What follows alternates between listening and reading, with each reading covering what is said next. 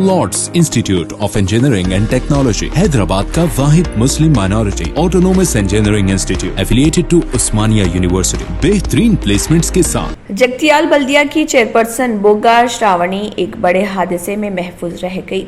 बताया गया है कि आज गणेश मूर्तियों के विसर्जन के मौके पर जगतियाल के चिंताकुंटा तालाब में चेयरपर्सन श्रावणी मूर्ति का विसर्जन कर रही थी कि मूर्ति के विसर्जन के लिए इस्तेमाल होने वाले तख्ते का तवाज़ुन बिगड़ गया, जिसके नतीजे में हादसाती तौर पर वो पानी में गिर पड़ी। ताहम वहां मौजूद अफराद ने उन्हें बचा लिया।